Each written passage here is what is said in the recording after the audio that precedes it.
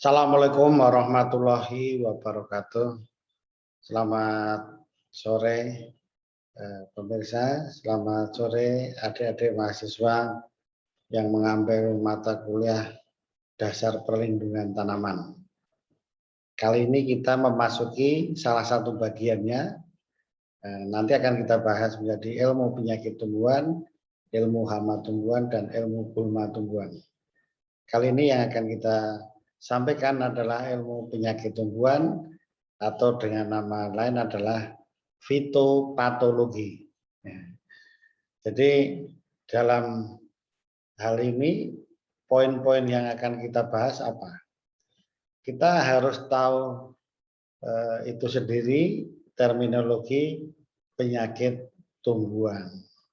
Penyakit tumbuhan itu apa? Adalah merupakan penyimpangan yang terjadi pada morfologi ataupun fisiologi dari tanaman tentunya akibat OPT, organisme pengganggu tanaman atau pengganggu tumbuhan.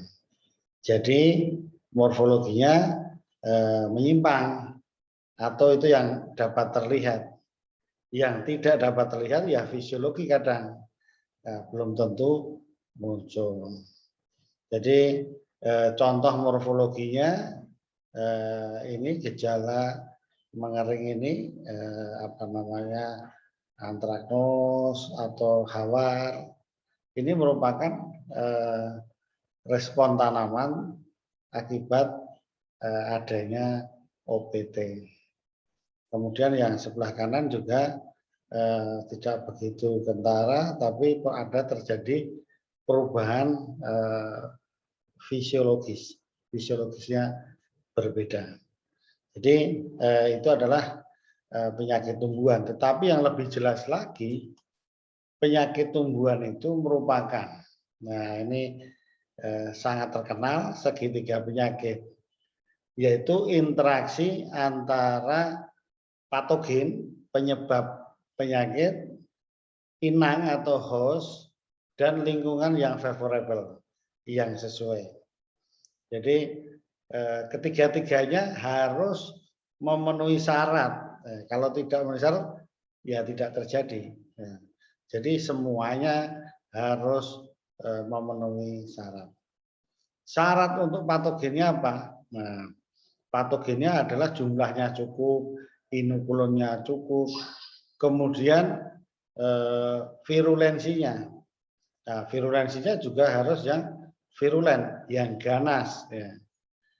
Karena ada patogen yang istilahnya non patogenik kan gitu.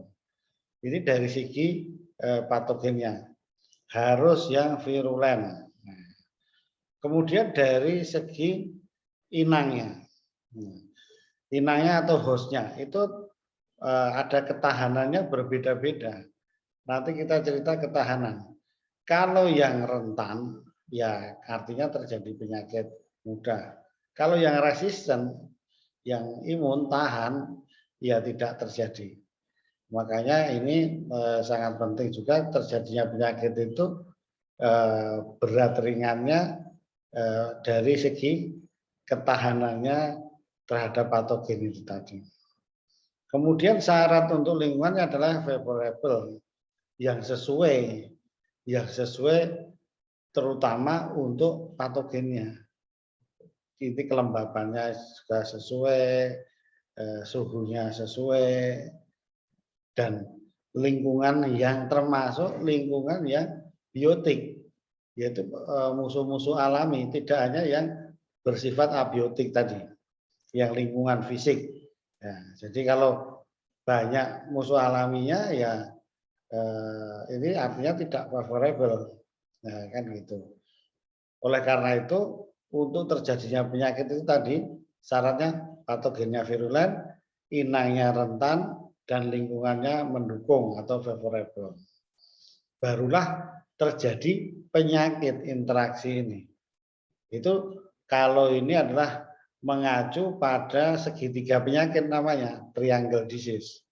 Ya, ini biasanya terjadi secara alamiah di lingkungan hutan contohnya. Nah, ini interaksi ini akan memunculkan konsep terjadinya penyakit segitiga penyakit. Ini yang paling dasar, yang alamiah. Kemudian untuk terjadinya penyakit ini juga ada konsep-konsep yang lain. Apa itu konsepnya? Meningkat menjadi segi 4 penyakit. Ya. Tambahannya apa? Yang kita selain yang segitiga tadi, yang patogen, inang maupun lingkungan, tambahannya adalah waktu. Nah, ini berkaitan dengan waktu. Nah, waktu itu bisa musim, bisa waktu tertentu. Sehingga meskipun patogennya virulen, inangnya rentan, kemudian lingkungannya mendukung, tapi pada waktu tertentu ya itu kadang tidak terjadi atau berpengaruh tidak terjadinya penyakit. Itu segi 4 penyakit. Kemudian ada lagi piramida penyakit. Jadi ini meningkat lagi sudah berdasarkan ada faktor yang lain, yaitu waktu dan manusia. Manusia sangat mempengaruhi terjadinya penyakit. Nah, oleh karena itu di piramida penyakit ini faktor manusia ada, artinya apa? Ini di lingkungan misalnya budidaya pertanian, di ladang, di sawah. Ini karena ada faktor manusia. Jadi kalau misalnya patogennya virulen, inangnya rentan, kemudian lingkungannya mendukung, tapi karena ada faktor manusia, karena dikendalikan atau ada perlakuan-perlakuan dari manusia, penyakit itu bisa tidak muncul. Nah, atau demikian juga pengaruh manusia lebih bisa memunculkan. Nah, tindakan-tindakannya bisa memacu, meningkatkan faktor predisposisi. Dan bahkan manusia membawa inokulum ke sana kemari juga itu bisa menimbulkan. Kemudian konsep yang lebih rumit lagi, yang lebih kompleks lagi adalah kerucut penyakit. Artinya di sini ada selain waktu manusia, ada manusia yang lain, yaitu petani yang lain. Karena ini petani satu dan petani yang lain itu pengaruhnya bisa berbeda-beda, mempengaruhinya. Jadi semakin rumit. Tetapi yang paling penting kita lihat yang basic adalah segitiga penyakit. Nah, itu jadi kita nanti konsepnya balik-balik dalam pengendalian juga melihat segitiga penyakit ini. Jadi itu ya penyakit tumbuhan itu muncul karena yang utama 3 faktor ini tersebut. Berikutnya, jadi kita mengetahui suatu penyakit itu bisa dilihat dari 2. Ini yang paling yang paling dasar sekali. Dan dasar mudah semua orang bisa mempelajarinya dengan cepat. Yaitu gejala dan tanda penyakit. Nah, ini kan untuk melihat atau penyakit itu. Jadi yang kita bahas adalah sekarang gejala penyakit merupakan respon tanaman akibat patogen tersebut.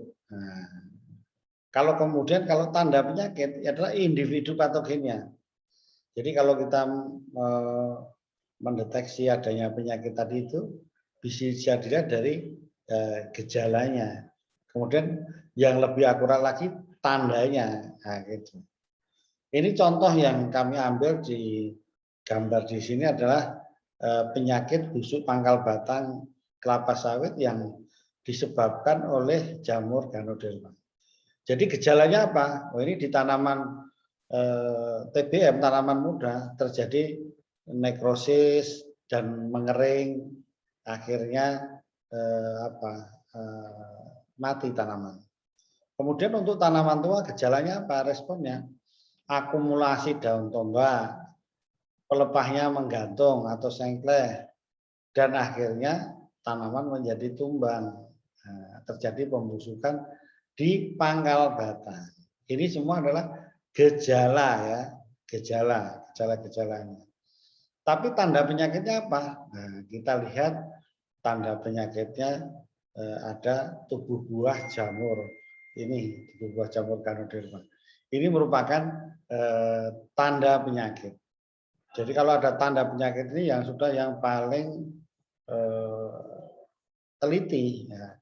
Kenapa? Kalau gejala itu bisa disebabkan oleh penyebab yang berbeda.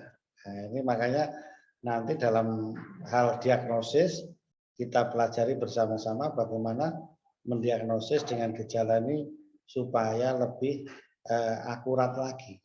Nah, jadi ini kan gejala.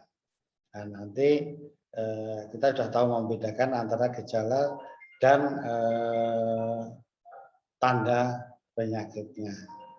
Kemudian berikutnya kita melihat tipe gejala penyakit itu ada berapa sih, ya kan gitu. Jadi contoh tipe gejala penyakit ada 3 yang sebenarnya terjadi, yaitu yang pertama adalah nekrosis. Nekrosis itu apa? Nekrosis adalah kematian fungsi jaringan atau organ tanaman. Jadi organ tanamannya mati. Kemudian yang kedua adalah hipoplasia. Nah, hipoplasia ini adalah organ tanaman tidak berkembang menjadi normal dalam hal bentuk, warna, fungsi, dan ukurannya. Hipo, jadi dia lebih rendah daripada yang normalnya. Nah, ini gejalanya. Kemudian tipe yang ketiga adalah hiperplasia. Jadi gejala itu respon tanaman tadi, pertumbuhan tanamannya melebihi daripada yang normal. Dalam hal apa? Dalam hal warna, ukuran maupun bentuk. Jadi secara umum kita bagi menjadi 3 tersebut.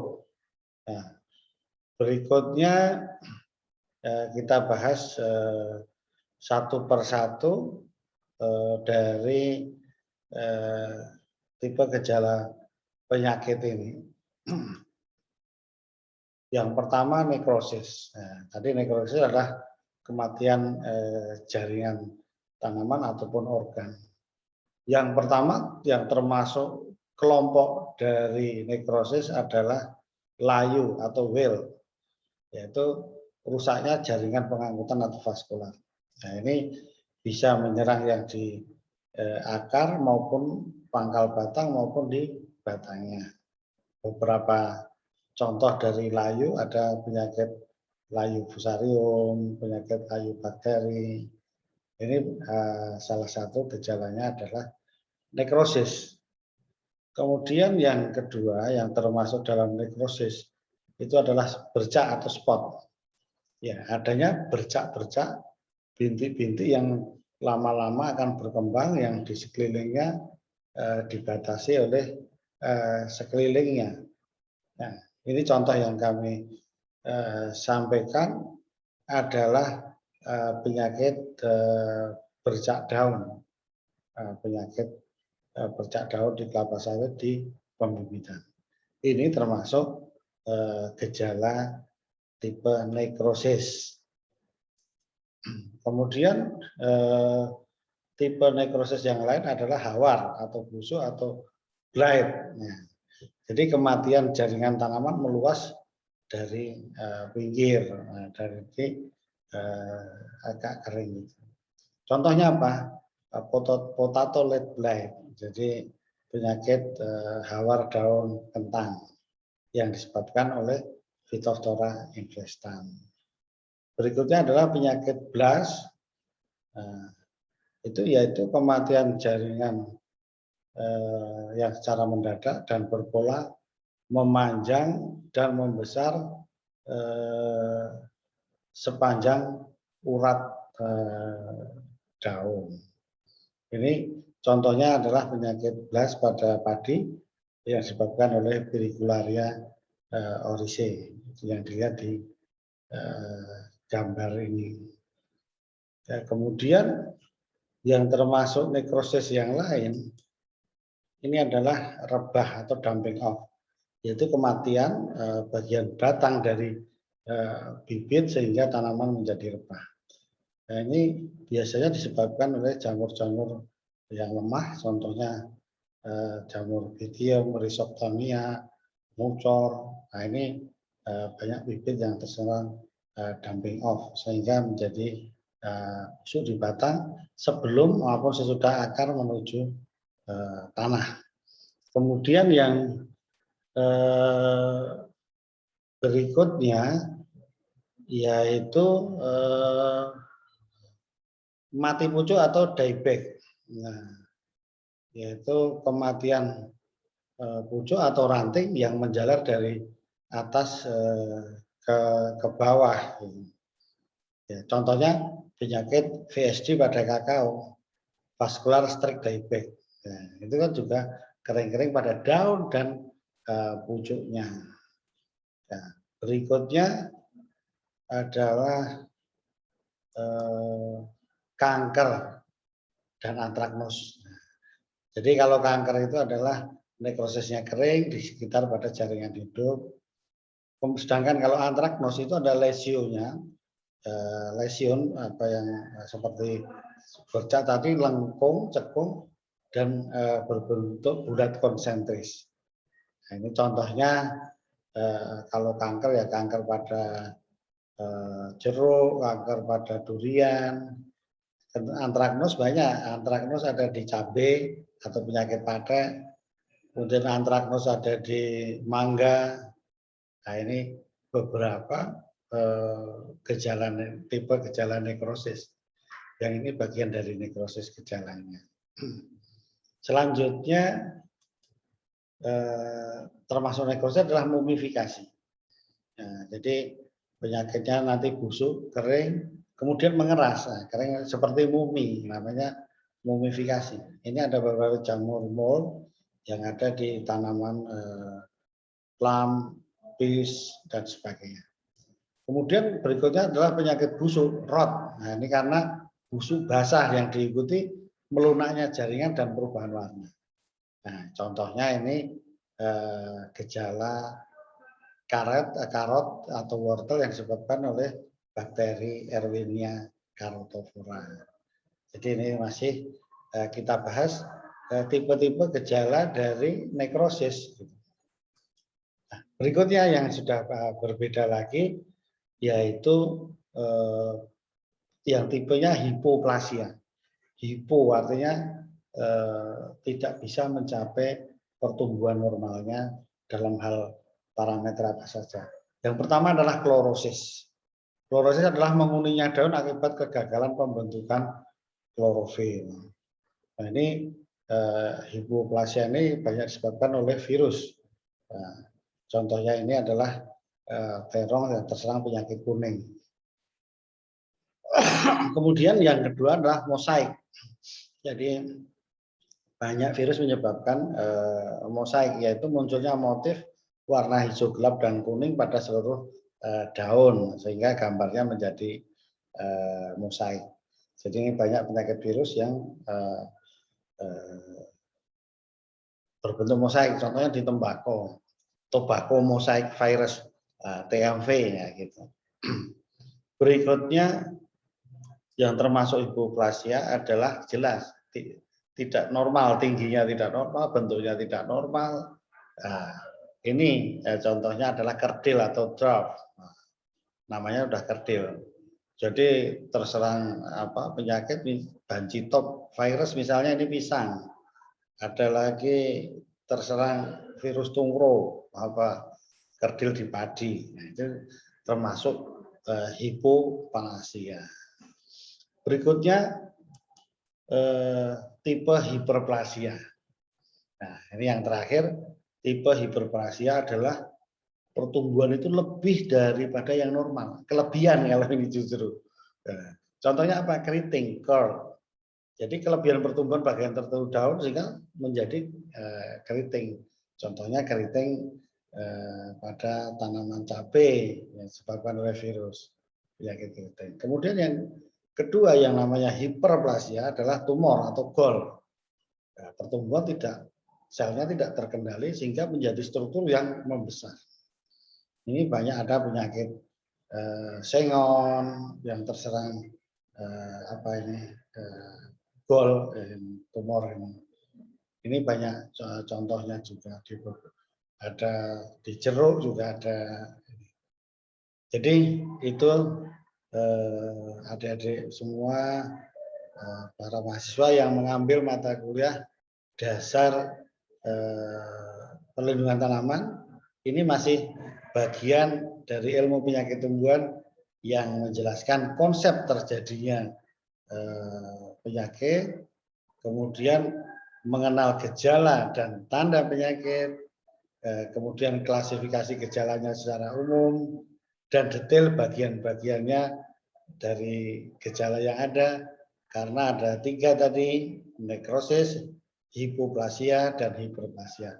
Dan masing-masing contohnya. Inilah bagian dari kuliah ilmu penyakit tumbuhan. Nanti kita ke depan masih kita isi dengan diagnosis, kemudian deteksi, kemudian terakhir nanti pengelolaan penyakit tumbuhan tentunya, beserta contoh-contohnya. Demikian pemirsa, adik-adik sekalian, mudah-mudahan bisa dicerna, dan kalau belum paham nanti bisa diputar berulang-ulang. Terima kasih atas perhatiannya. Assalamualaikum warahmatullahi wabarakatuh.